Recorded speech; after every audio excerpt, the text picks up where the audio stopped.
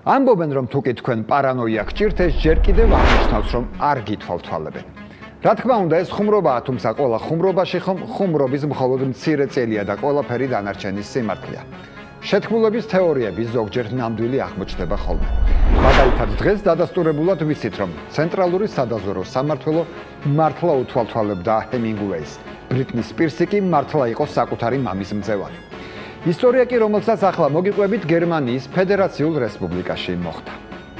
1984 წელი, ცივი ომის პერიოდი. პატარა ქალაქი ვილნსდორფი, ვესტფალიის მხარეში. მოსახლეობა 20,000 ადამიანი. ქალაქიდან 5 კილომეტრში მდებარე პატარა სოფელ ანსჰაუზენში ცხოვრობს კვების მრეწველობის უმუშევარი ტექნიკოსი გიუნტერ შტოლი. ყავს ცოლი და ქალიშვილი. ოჯახი ზოგჯერ დასასვენებლად მეზობელ ნიდერლანდებში გადადის ხოლმე. 25 ოქტომბერს საღამოს გიუნტერის საკუთარ სახლში, საყვარელ სავარძელში ჩაფიქრებული იჯდა. უხასიათოდ იყო. ცოლის კითხვაზე რა აწუხებდა უპასუხა.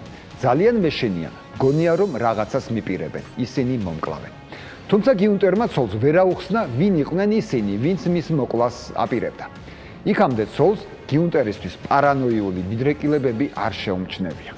ფსიქიატრთან ან ფსიქოთერაპევტთან იქამდე არასდროს ყოფილა. საღამოს 11 საათზე გიუნტერმა უეცრად წამოიძახა. მე ყველაფერს მივხვდი. სავარძლიდან წამოხდა, მაგიდასთან მიირბინა და ფურცელზე პასტით აი ეს ასოები დაწერა. ამის მერე აღელვებულმა გიუნტერმა ცოლს უთხრა, რომ განტვირთვა სჭირდებოდა, თავის ცისფერ Volkswagen Golf-ში ჩაჯდა და ქალაქ ვილნსდორფში საყვარელ ბარ პაპილონში გაემართა. ბარში შესულმა გიუნტერმა კათხალუდი მოითხოვა, თუმცა არც ერთი ყლუპი არ მოუსვამს, უეცრად გონება დაკარგა და იატაკზე სახით დაეცა. ის წამოაყენეს და მოასულიერეს. გიუნტერმა თქვა, რომ უეცრად გაითიშა. ამის მერე გიუნტერმა შნაფსი დალია ფორთოხლის წვენით და ბარიდან წავიდა. ღამის პირველ საათზე გიუნტერი თავის მშობლების სოფელ ჰაინგერზელბახში გამოჩნდა. მან ადგილობრივი მცხოვრების ერნა ჰელცბირგის კარზე დააკაკუნა. ქალს გიუნტერი ბავშვობიდან იცნობდა, რადგან მისი მშობლების მეზობელი იყო. პენსიონერმა ქალმა კაკუნზე ფანჯრიდან გაიხედა და უაღრესად შეშფოთებული კაცი დაინახა. დღეს-ღამე რაღაც მოხდება, რაღაც საშინელება, უთხრა გიუნტერმა ერნას. ქალმა გიუნტერს ურჩია სახლში ცოლთან წასულიყო. გიუნტერი დაემორჩილა და წავიდა. ამის მერე გიუნტერ შტოლი ცოცხალი აღარავის უნახავს. 80-იან წლებში ავტობანი A45 ფედერაციული გერმანიის ერთ-ერთი ყველაზე გადატვირთული ტრასა იყო. ზაუერლანდის მთიან რეგიონში გაყვანილი ეს ავტობანი აღმოსავლეთ რურის რეგიონს ფრანკფურტთან აერთებდა. ღამის 3 საათზე ტრაილერის მძღოლებმა გეორგ კენსლერმა და ჰოლგერ მეფერტმა, რომლებიც დორტმუნდისკენ მიდიოდნენ, ჰაგენზუდის გზაგასაყარზე ცისფერი Volkswagen Golf-ი შენიშნეს. მის გვერდით კი მამაკაცი თეთრი ქურთუკით. როდესაც ტრაილერის ფარების შუქი მისკენ მიემართა, მამაკაცი სასწრაფოდ ბუჩქებში გაუჩინარდა. ტრაილერის მძღოლები ცისფერ Volkswagen-ს მიუახლოვდნენ და შიგნით გასისხლიანებული და სრულიად შიშველი მამაკაცი აღმოაჩინეს. ის გონებაზე იყო და მძღოლებს უთხრა, რომ მასთან ერთად მანქანაში 4 უცნობი მამაკაცი იმყოფებოდა.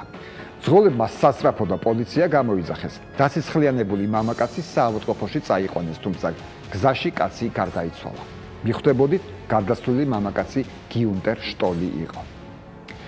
სასამართლო სამედიცინო ექსპერტიზამ დაადგინა, რომ გიუნტერის გარდაცვალების მიზეზი მანქანის დაჯახება იყო. დადასტურდა უცნაური ფაქტიც. დაჯახების მომენტში ის უკვე შეშველი იყო. ამის მერე ვიღაცა მის თავის ცისფერ გოლფში ჩასვა და ავარია გაითამაშა, ვითომ გოლფი გზისპირა თხრილში გადავარდა.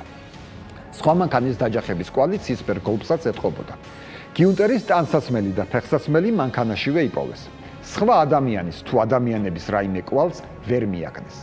რამდენიმე მოწმემ განაცხადა, რომ შემთხვევის ადგილის სიახლოვეს დაინახეს კაცი, რომელიც ავტოსტოპით ცდილობდა გზის გაგრძელებას ფრანკფურტის მიმართულებით, თუმცა გამოძიებამ რაიმე შედეგი ვერ მოიტანა.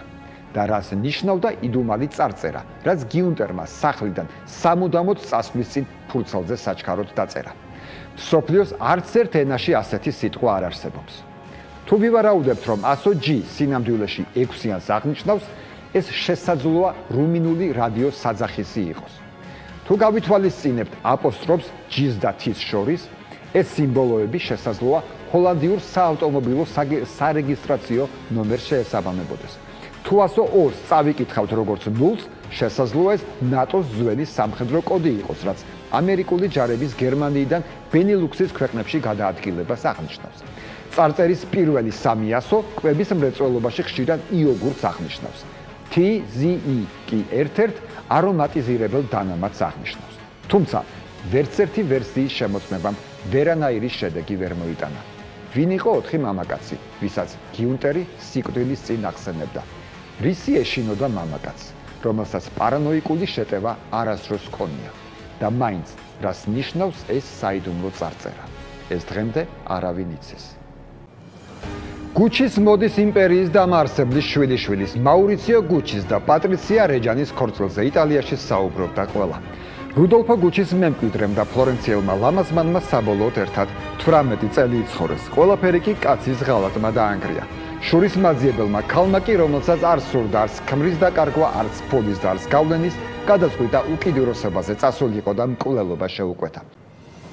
ეს ისტორია დაუჯერებლად მოგეჩვენებათ, თუ კი არ იცით, რამდენად დიდია უბრალო ამერიკელებში პოლიციის ადმინდობა.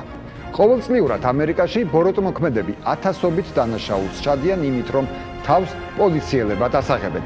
თუმცა უთვალავ ძარცვას, თაღლითობას თუ ხულიგნობას შორის სექსუალური ხასიათის დანაშაული ქალაქ მაუნთ ვაშინგტონში, რომელიც ტელეფონით ჩაიდინეს თავისი აბსურდულობით უბრალოდ გამაოგნებელია. თუ კი გეჩვენებათ, რომ თქვენი რომელიღაც მდიდარი ნათესავი უზომოდ ძუნწია, დასკვნების გამოტანას ნოიჩქარებთ. ისტორიამ ბევრად უარესი მაგალითები იცის. ახლა მოგიყვებით ქალზე, რომელიც ისტორიაში ყველა დროის ყველაზე ძუნწი ადამიანის სახელით შევიდა.